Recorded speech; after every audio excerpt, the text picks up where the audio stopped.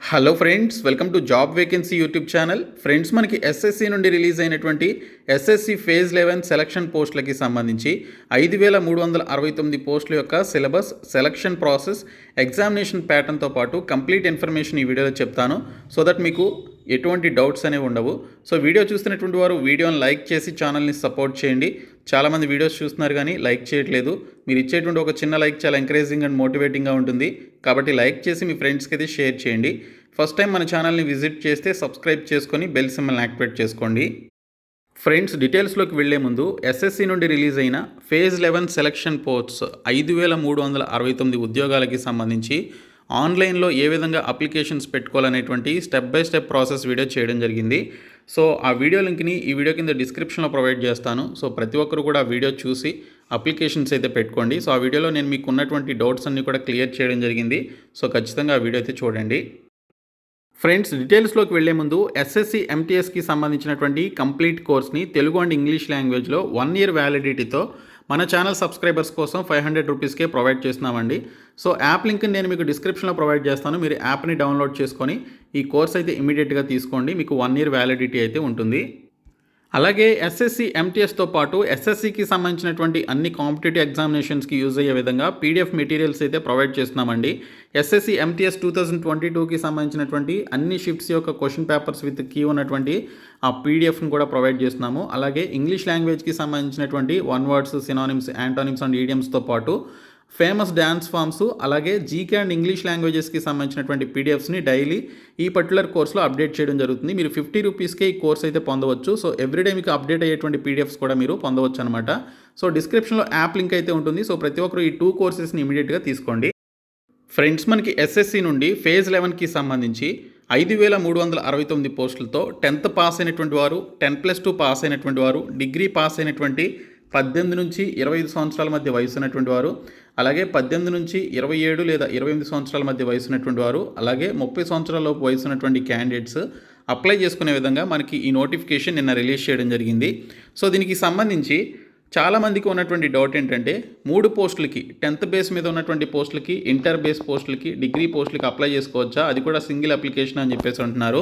So దీనికి సంబంధించి మీరు 3 అప్లికేషన్స్ అయితే పెట్టుకోవాలి. ఫస్ట్ 10th బేస్ మీద ఉన్నటువంటి పోస్టులకి మీరు అప్లై చేయాలనుకుంటే సో ఒక అప్లికేషన్ పెట్టుకోవాల్సి ఉంటుంది. తర్వాత 12th బేస్ మీద ఉన్నటువంటి పోస్టులకి ఒక అప్లికేషన్, అలాగే డిగ్రీ బేస్ మీద ఉన్నటువంటి పోస్టులకి సంబంధించి మరొక అప్లికేషన్ అయితే పెట్టుకోవాలి. సో ఈ విధంగా మీరు 3 అప్లికేషన్స్ అయితే పెట్టుకోవాల్సి ఉంటుంది. సో ఒకేసారి 3 పోస్టులకి అయితే మీరు పెట్టుకోలేరు. సో ఒకసారి ఒక కేటగిరీకి సంబంధించినటువంటి పోస్టులని సెలెక్ట్ చేసుకొని మీరు అప్లై చేసిన తర్వాత మరొక అప్లికేషన్ మళ్ళీ సేమ్ కేటగిరీకి సంబంధించినటువంటి పోస్టులకి అప్లికేషన్ పెట్టుకుంటే మీ యొక్క అప్లికేషన్ రిజెక్ట్ అవుతుందని మనకి నోటిఫికేషన్ డీటెయిల్స్లో క్లియర్గా ఇచ్చారు. కాబట్టి ఒకసారి ఒక కేటగిరీ పోస్టులకు పెట్టుకున్న తర్వాత ఇంకొక అప్లికేషన్ వేరొక కేటగిరీకి సంబంధించినటువంటి పోస్టులకి అయితే పెట్టుకోండి. సో ఈ విధంగా 3 కేటగిరీస్కి సంబంధించిన పోస్టులకి అయితే అప్లై చేయండి.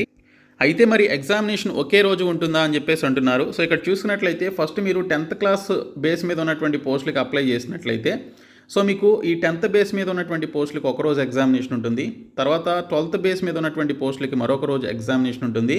ఇంకా డిగ్రీ బేస్ మీద ఉన్నటువంటి పోస్టులకి మరొక రోజు ఎగ్జామినేషన్ అయితే ఉంటుందన్నమాట. సో ఈ విధంగా మీరు 3 పోస్ట్స్కి సంబంధించి అప్లై చేసుకోవచ్చు అండ్ 3 పోస్ట్స్కి సంబంధించినటువంటి ఎగ్జామినేషన్స్కి అటెండ్ అవ్వచ్చు. బట్ ఒకే ఎగ్జామినేషన్కి సంబంధించి మీరు నంబర్ ఆఫ్ టైమ్స్ కనుక అటెండ్ అయ్యారు అంటే మీ యొక్క క్యాండిడేచర్ అనేది రిజెక్ట్ చేయడం జరుగుతుందని డీటెయిల్స్లో ఇచ్చారు.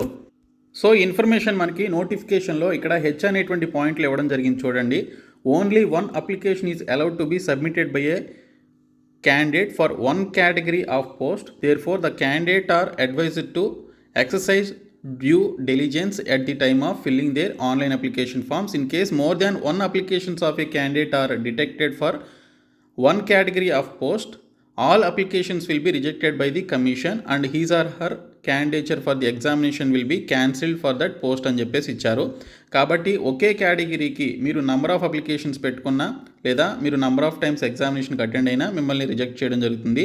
అలాగే if A candidate submit multiple applications for 1 category post and appears in the examination at any stage more than once, his or her candidature will be cancelled and he or she will be debarred from the examinations of the commission as per rule అని చెప్పేసి ఇచ్చారు.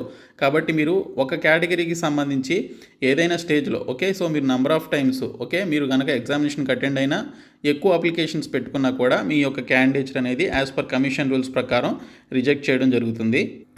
So మనకి ఇక్కడ scheme of examination ఏ విధంగా ఉంటుందో క్లియర్గా ఇచ్చారు చూడండి. 15.1లో ఇక్కడ చూస్తే there will be 3 separate computer based examinations consisting of objective type multiple choice questions for the post with minimum educational qualification of matriculation, higher secondary, graduation and above levels. The details of subjects, marks and the number of questions subject wise will be given below అని చెప్పేసి ఇచ్చారు.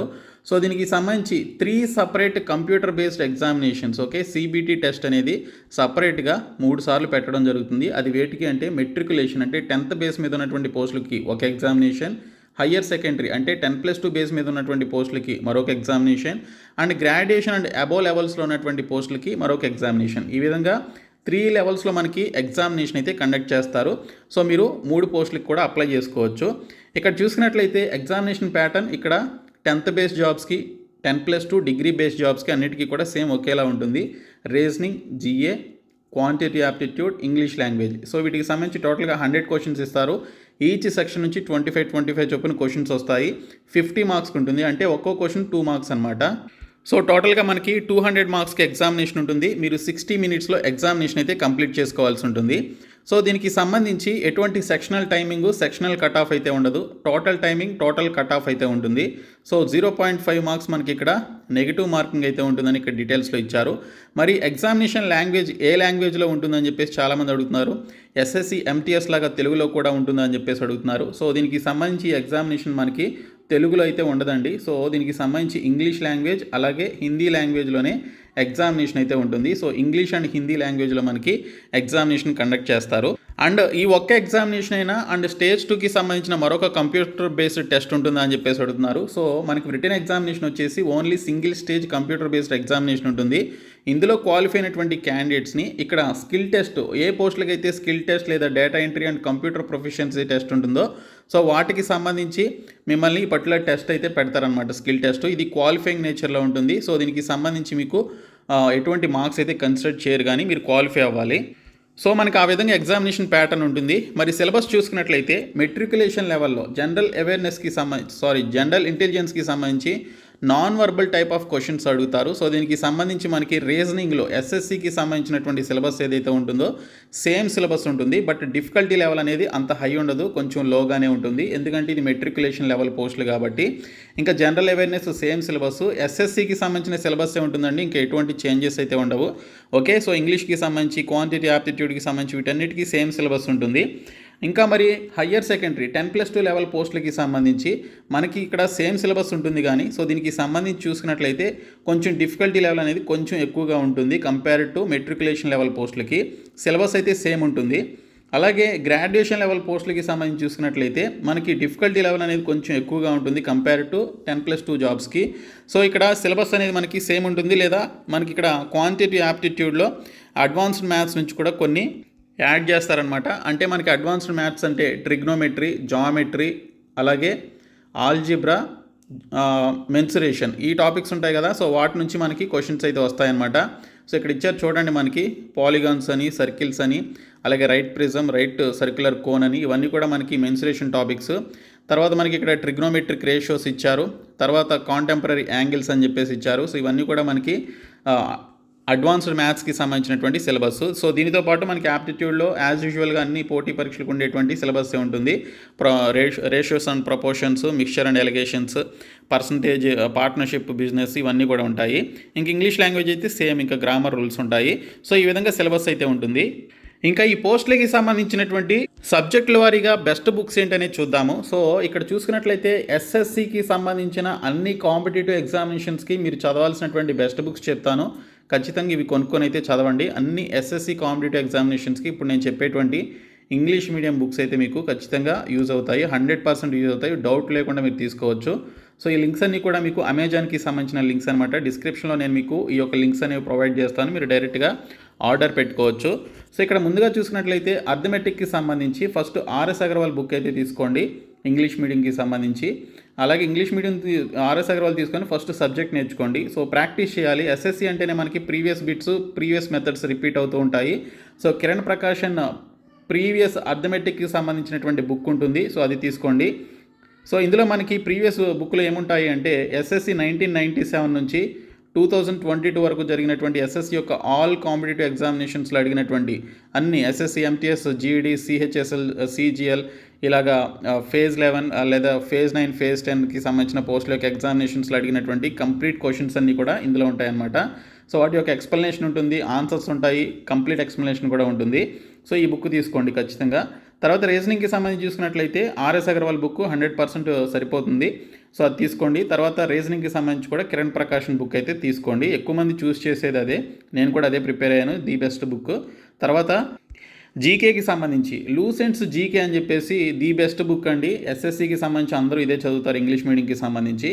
తర్వాత మనకి జీకేలో చాలా questions previous bits నుంచే repeat అవుతూ ఉంటాయి. So ఇందులో మనకి కిరణ్ ప్రకాషన్ అని చెప్పేసి ప్రీవియస్ బిట్స్కి సంబంధించినటువంటి బుక్ అయితే ఉంటుంది. సో ఈ బుక్ తీసుకోండి. తర్వాత ఇంగ్లీష్కి సంబంధించి చూసుకున్నట్లయితే plinth to paramount by Neetu Singh అని చెప్పేసి ఒక బుక్ అయితే ఉంటుంది. వాల్యూమ్ 1 వాల్యూమ్ 2 అని చెప్పేసి ఉంటాయి. సో ఈ 2 వాల్యూమ్స్ అయితే తీసుకోండి. సో మీకు అన్ని కాంపిటేటివ్ ఎగ్జామినేషన్స్కి ఈ బుక్ అయితే యూజ్ అవుతుంది ఇంగ్లీష్కి సంబంధించి. ఇంక ఇంగ్లీష్ లాంగ్వేజ్లో మనకి రిపీటెడ్ క్వశ్చన్స్ అయితే వస్తూ ఉంటాయండి. వన్ వర్డ్ సబ్స్టిట్యూషన్స్, అలాగే idioms and phrases, synonyms and antonyms ఇవన్నీ కూడా మనకి రిపీటెడ్గా వస్తూ ఉంటాయి. సో దీనికి సంబంధించి కిరణ్ ప్రకాషన్ బుక్ అయితే తీసుకోండి ప్రీవియస్ పేపర్స్కి సంబంధించి. సో ఈ బుక్స్ చాలు, టోటల్గా 8 బుక్స్ అయితే చెప్పాను నేను. సో వీటన్నిటికీ కలిపి ఒక 2500 రూపీస్ వరకు మీకు మనీ అయితే అవ్వచ్చు. సో మీరు ఆన్లైన్లో ఆర్డర్ పెట్టుకోండి, డైరెక్ట్గా ఒక 1 వీక్లో మీ ఇంటికి వచ్చేస్తే మీరు ఎంత దూరంలో ఉన్నా కూడా. సో ఈ బుక్స్ని మీరు ప్రిపేర్ అయితే అవ్వండి. సో దీనికి సంబంధించి జూన్ ఆర్ జూలై మనకి ఎగ్జామినేషన్ ఉందని చెప్పేసి అన్నారు కాబట్టి ఈ పర్టికులర్ పోస్టులకి. సో మీకు చాలా టైం అయితే ఉంది, ఇప్పుడు నుంచి కౌంట్ చేసుకున్న 3 మంత్స్ టైం అయితే ఉంది కాబట్టి సో మీరు ఖచ్చితంగా ప్రిపేర్ అవ్వచ్చు. సో ఈ ప్రిపరేషన్ ఎక్కడికి పోదు, ఎస్ఎస్సికి సంబంధించిన అన్ని కాంపిటేటివ్ ఎగ్జామినేషన్స్కి ప్రిపరేషన్ అయితే యూజ్ అవుతుంది. కాబట్టి మీరు ఒక్కసారి ప్రిపేర్ అయితే ఎస్ఎస్సికి సంబంధించిన ప్రిపరేషన్ ఒక్కసారి ప్రిపేర్ అయితే అన్ని కాంపిటేటివ్ ఎగ్జామినేషన్స్కి ఎగ్జామ్స్ అయితే రాసుకోవచ్చు. కాబట్టి ఈ పర్టికులర్ ఎగ్జామినేషన్ని నెగ్లెక్ట్ చేయొద్దు. అండ్ ఈ బుక్స్ కనుక తీసుకున్నట్లయితే మీరు ఎస్ఎస్సి యాస్పిరెంట్ అయినట్లయితే ఇంకా మీరు ప్రతిసారి కొనుక్కోవాల్సిన అవసరం కూడా ఉండదు. కాబట్టి ఈ బుక్స్ అయితే తీసుకోండి. సో ఈ విధంగా మనకి పర్టికులర్ పోస్టులకి సంబంధించిన సెలక్షన్ ప్రాసెస్, ఎగ్జామినేషన్ ప్యాటర్న్, అలాగే సిలబస్, ఎగ్జామినేషన్ లాంగ్వేజ్ ఇవన్నీ కూడా ఉంటాయండి. సో దీనికి సంబంధించి ఆల్రెడీ అప్లికేషన్ ప్రాసెస్ వీడియో చేశాను, డిస్క్రిప్షన్లో ఉంటుంది. సో మీరైతే అప్లికేషన్ ప్రాసెస్ వీడియో చూసి ఈ నెల 27వ తేదీలోపు అప్లై చేయండి. లేట్ అయితే చేయకండి, లేట్ చేస్తే మీకు సర్వర్ అనేది డౌన్ అయిపోతుంది. ఓకే, సో ఈ వీడియోని మీ ఫ్రెండ్స్కి షేర్ చేయండి, మన ఛానల్ సబ్స్క్రైబ్ చేయండి. Thank you so much guys.